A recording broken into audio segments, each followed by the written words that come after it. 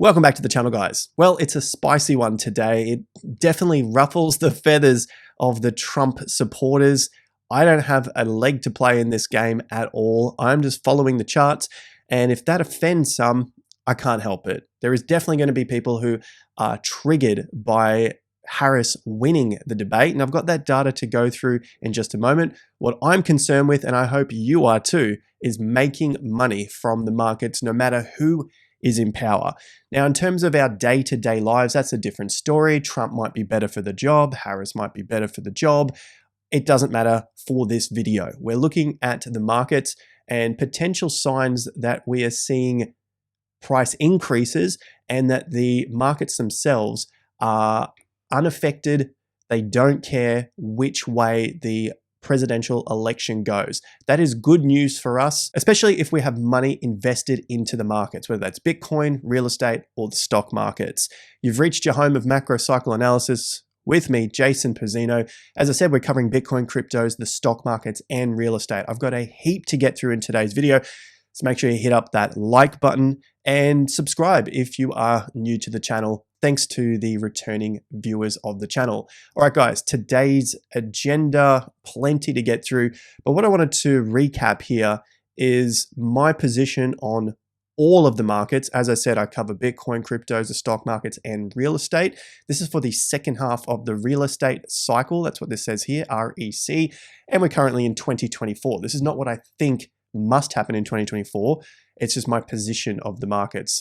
Basically what I've been saying now for a couple of years. I'm a macro trader, macro investor. This is what we've been looking at. S&P 500 to break out to new all-time highs. That's happened many, many times. I think we're going to see another one potentially this year.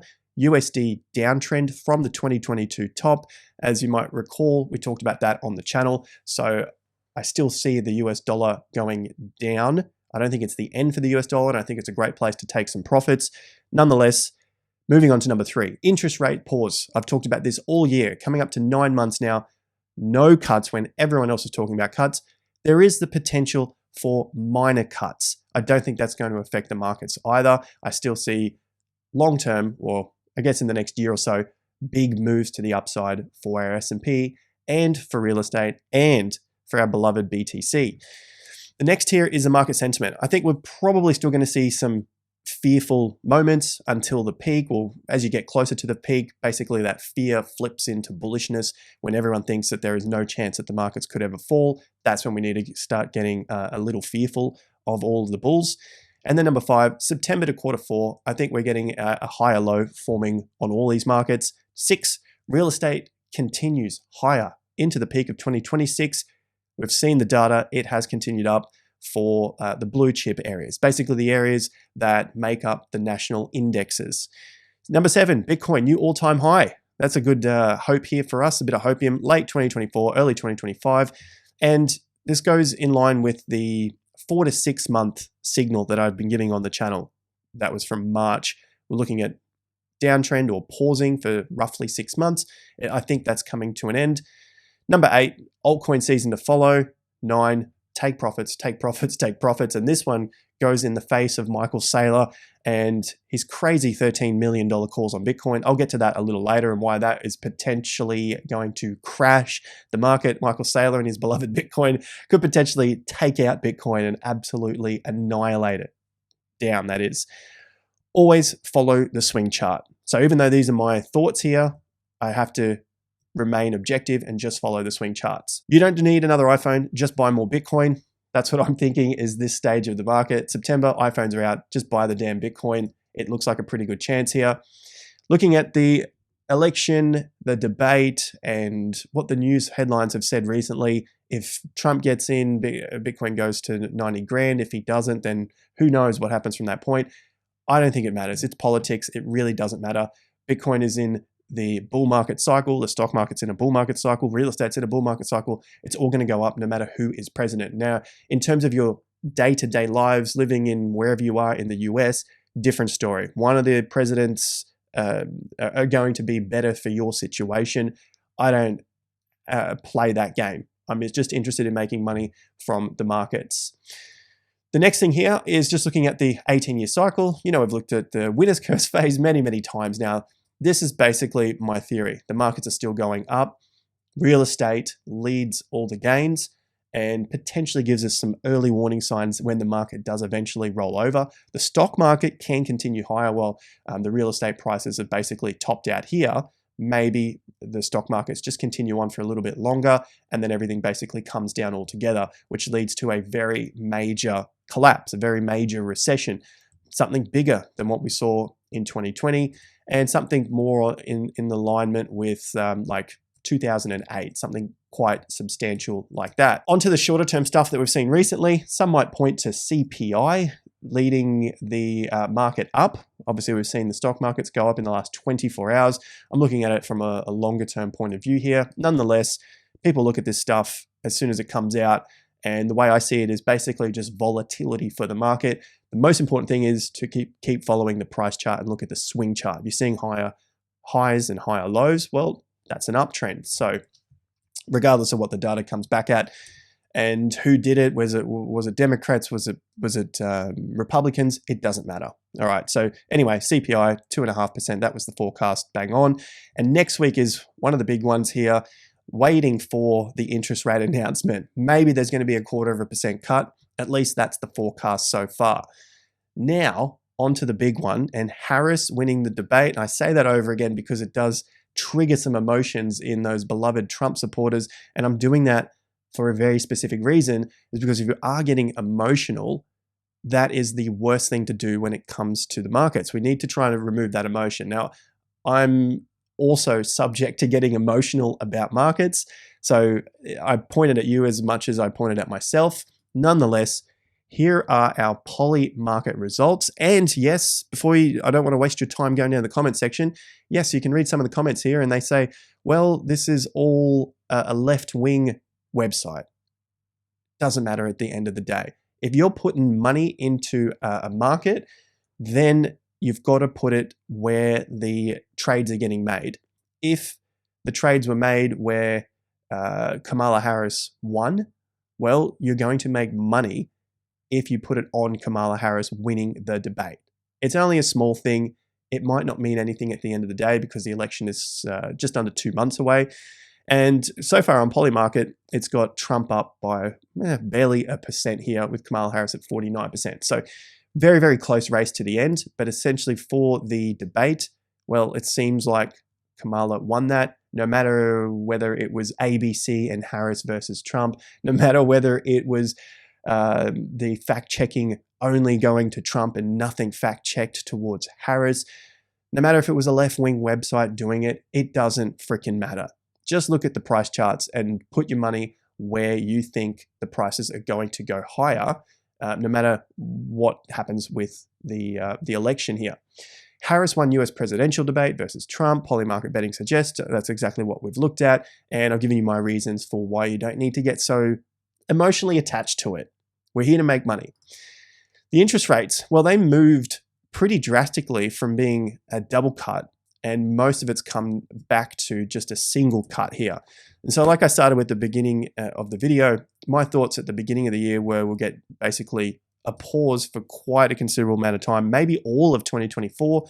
At the moment, I think maybe there might be some minor cuts that occur, and they might slightly cut it as we lead into the peak of the real estate cycle. They might have to put those interest rates back up because the prices keep escalating to try and cool off the markets, cool off all the asset prices continuing higher. Either way, that's not going to affect the 18-year cycle, whether the rates are going up, coming down, pausing.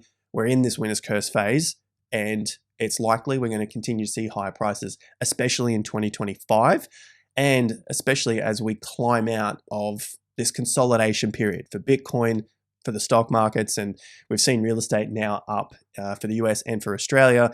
UK is also climbing. For US and Australia, we've seen it up roughly around 18 to 20 months in a row. So that's increases every single month. Now, I'm not sure what's going on with my video here, but we'll continue to push on. So in terms of the stock market and the seasonality, this is roughly where we are. So we're in this summertime period, and it's a bit of a shaky ride coming into the end of the year, but most data and most seasonal patterns show that the final quarter is a pretty significant run into the end of the year. So if we are to see another correction for the stock markets, just know that it's part of what we've seen basically most other years, especially in election years. And I'll show that in the chart in just a moment.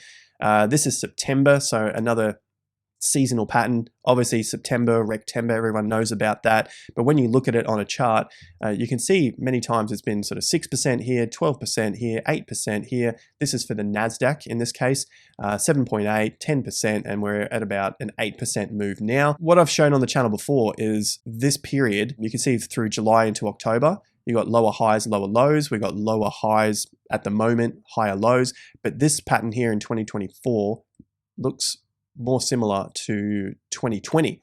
So you got lower highs, higher lows. This was still September and October. So that could line up with what this is saying here. You are here. So if we do get another move down for October, it doesn't necessarily have to be a lower low, although it could be, which is what happened in 2023. It also happened in 2022, which was the low of that bear market, but it could also be 2020. The main point is, if there's not all-time highs, well, then you've got plenty of examples where the S&P, the NASDAQ, the Dow Jones basically just traded sideways when you look back in history. At the time, it definitely feels like the world is caving in and we're at the start of another recession, and why haven't they cut the interest rates anymore? Time to get all that money out. And so this is the stuff that likely shakes a lot of people out of their positions before you get that big move on. Look at what happened after this particular move. The market just pretty much kept going up into the peak for another 12, even more than 12 months. So that's a long time to miss out on your position and dump your position at the wrong time. 2022, fantastic example. June, July, August, September, and then that low into October basically shook everyone out, and then the market punches on from there, basically big moves. Same deal in 2023, washes everyone out, and then really, really strong move. That was one of the strongest moves the S&P 500 had seen in a long time. And I know I'm on the NASDAQ here, but the S&P did the same thing. And for weeks on end, it was really pretty much straight up. I think it was even more strong than the bounce out of the COVID low. So try not to fall for that trap if the price range remains here and basically doesn't break down from the significant levels that we've looked at before. Speaking of those significant levels, 4,800 and the 50% at 4,600. So the two areas to keep watch of in case this October does start to creep down again. Puts a bit more of a shock into stock markets, into BTC, all that sort of thing. We've seen it all before. Now, one other thing that I brought up in previous videos was the market correcting back to areas where it had gone up on lower volume. So as an example, it just happened here on the NASDAQ. You can see all the up days here. The volume was underneath the average and is now corrected back all the way to where that volume began underneath the basically the longer term average, right? You can see the price action moved back into that area, volume picked up. So far, that's the higher low at the moment, and a pretty strong move out of that low after the Harris-Trump debate the other day. You can see significant volume, big shoot up, a higher close here above 50%. The next step is to get above the swing top there at 20,000. So this could just be a shorter term move here. You need to see multiple closes as we always cover, and then a break above the swing top, the major swing top. Same thing on the S&P 500. Big volume here on the bounce off 50%, so in a slightly stronger position, 50 days under the all-time high after we covered here on the channel the 3-day down signal from the all-time high, which tells us that this market is looking weak. Doesn't mean it's ready for a bear market and an absolute collapse, all-out recession. It just means that all of this bullishness that had come into the market has now worn off. It's time to relax.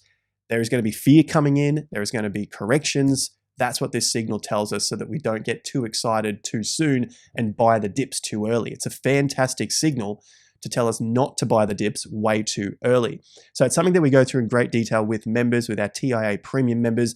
A link to this can be found at the top of the video description, or if you want to join us for our free crypto and economic report, the link is also there as well. Top of the video description. Let's carry on with more of the data here and the chart. So the S&P 500 is telling us that we're probably in a trading range at the moment. I've covered the levels to the downside if we're invalidated, And I think we're probably going to see more of this just based on some of the seasonal patterns here across the S&P and, of course, the NASDAQ as well. Now, I've also said the US dollar is in a downtrend. I found a tweet going back to March of this year, so basically 6 months on, and I talked about this earlier because of where we are in the second half of the real estate cycle, just saying that it's likely the US dollar is going to continue breaking down. Well, it has done that. Short term, however, you've got slightly higher lows on increasing volume, and it's looking like it wants to test around 101.8. So that could be a little bit of pressure on the S&P, maybe on Bitcoin as well, should you start to see the US dollar gain some strength here in the short term. So if you want to keep track of this for yourself, just check out the DX1 or the DXY, and you can basically follow this up on a daily basis, add it in as part of your trading plan to check this on a regular basis. Now, overall, the last 2 years has been basically straight down. We're coming up to the anniversary of 2 years underneath the previous cycle top.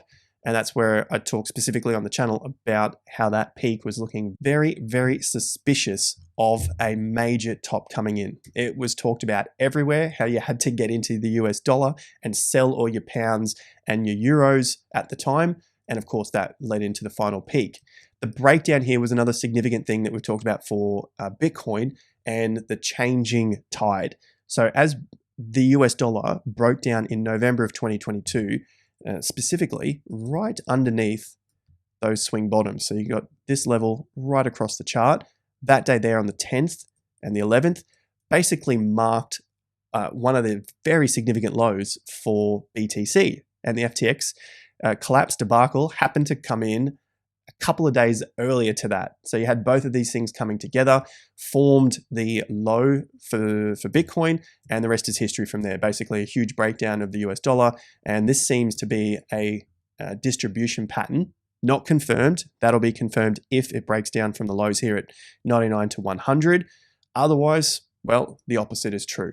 If it was to break out, that would invalidate this downtrend. At the moment, seems like it's on its path to eventually break this over the coming months.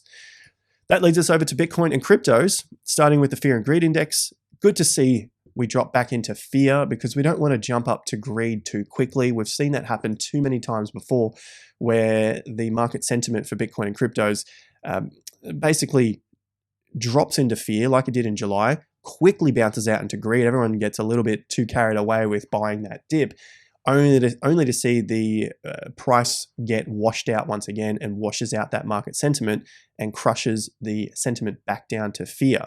In this case, in August, we got a nice extreme fear reading, and we've had a few extreme fear days since that point. So it's good to see it come back down.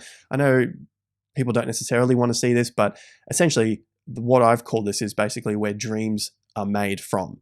If you've got the extreme fear, dreams are always made from those points. The lows always form from extreme fear.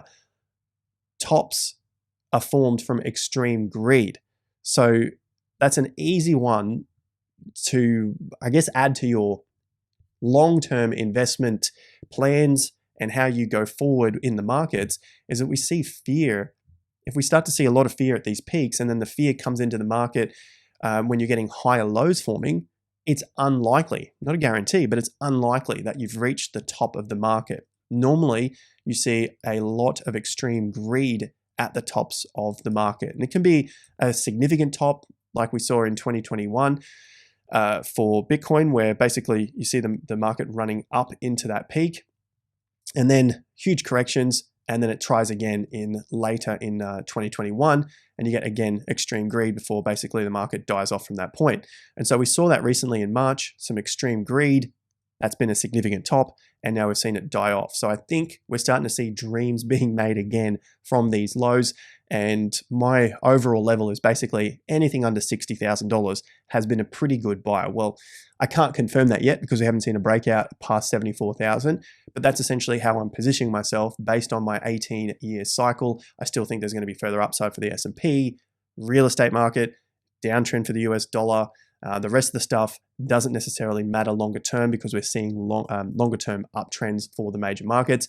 And that's, I think, likely going to be carried over into Bitcoin and then eventually altcoins, which will get their day in the sun as well. So that leads us to the price charts now for BTC. And after that Harris-Trump debate, let's take it on to the short term here. It dipped, BTC dipped, and had a reasonable close here. It wasn't a green day whatsoever. Testing the 2024 range 50%, so January to March, slice it through the middle. You've got a low there in May, a couple of tests here in July, another test on the 15th of August. Just yesterday, tested that level once again around 56 and basically closed higher from that. Provided we start to see some tests and closes above 58 in the short term, this could be a nice little early bounce here coming up to test the more important level in my analysis is around $61,500, which is the correction 50%. So March down to August, slice it in the middle. That's the next key level there for Bitcoin to test, overcome, and consolidate above for basically the next phase of the bull, pushing into new fresh all-time high prices. So again, this came from the 3-day down rule. It worked out very, very well. That was the signal at the peak in March, underneath the old all-time high now, nearly dead on 6 months. And like we've seen with previous corrections, sometimes it can last out to roughly around 210 days, which is your 7 months. So in the short term, nothing too crazy here. Good to see a bounce after testing the 50%, still above roughly 52, 53K, and the August low at 49K is still intact here. We've looked at previous levels to the downside. Should this come back down, it would still remain in a macro bull market if it came all the way back to the mid 40s. And from that point, I mean, closes again back above 61,500 would start to get this show on the road to the upside. Now, if this show does get on the road to the upside and start breaking 74,000, going to 90,000, 100,000, 150,000, can you please promise yourself, and I'll promise myself, that I'm not going to get carried away with any of these sorts of calls, especially from Michael Saylor. Now, I said in the intro of the video that Michael Saylor could potentially bring down the entire Bitcoin crypto landscape at the next peak by getting a little too cocky for his own good. Hopefully he doesn't, but what we've seen him do in the last cycle, especially in the last cycle, is start to leverage up his positions and buy more and more BTC as the market gets a little higher. Now, don't take my word for it. You can also see that Raoul Pal has talked about this as well. Yes, he's debating Peter Schiff here. Forget that side of things. Essentially, what he's talking about here is that if you get into a major leverage position, especially if it's near peaks of the market, well, eventually that leverage has to unwind. And if Michael Saylor says he's never going to sell Bitcoin, which we know he has said many times before, that could get him into a lot of trouble and get the rest of the market into even more trouble. So if he's got a leverage position, we've seen many times before how leverage always gets wiped out of the system. It gets wiped out of the system in real estate as well. That's how this winner's curse phase occurs. You get way too much leverage coming into the system, and that's why you need that 4 to 6 years of the market wiping out that leverage. It happens in every single market around the world forever. You get this huge leverage game going on. If that happens with Saylor buying up too much Bitcoin again at the peaks, as the market comes down, he could be forced to sell out to cover those positions, and that could then spur on further and further downside. As I said, you see it in a smaller term play here with the Bitcoin liquidations. You know, we saw it on the 5th of August where there was $700 million of longs getting liquidated. You saw it again in April. There was 685 million that day, 700 million that day, and Michael Saylor owns billions of dollars of BTC. So hopefully this isn't what happens. Raoul Pal has talked about it before. I think it's a definite possibility, especially if he gets a little bit too excited about the Bitcoin price. And we know this happens at peaks because that's when people have more money and they get very excited to try and make more money yet again. It's going to be great for the price of Bitcoin possibly in the short term, maybe weeks to potentially months. We've seen it happen at the peaks before. So I would very strongly suggest just to remain cautious and remain in line with the swing chart itself, just in case you see this thing skyrocket to hundreds of thousands. Let's hope, fingers crossed, right? But if that's going to be the case, well, we know what's happened before. Every time it does this, it goes up really fast. It comes back down and washes out all of that liquidity. Now, that scenario could be one, a long way off, and two, maybe it doesn't even happen. It's probably extremely important to write it down in some sort of trading journal of your own, especially if you found yourself getting caught up from this last recent boom from basically January into March. And maybe you saw the same thing happen on your altcoins as well. You see this big pump up only to see over the coming months all of that major pump up get absolutely wiped out. I don't think this will be the last time that it happens. I think we're going to see another big move to the upside for many altcoins and most likely Bitcoin. But unfortunately, every single time that this happens and it goes up quite fast, well, you start to see it wipe out, and it can take many, many months of the wiping out to occur. With that said, hit the like, subscribe to the channel. I'll be back again for another update here. Hopefully, whoever you're betting on to win the presidential election comes out on top. Other than that, have a fantastic day, and I'll see you guys back here at the next video. Take care and peace out.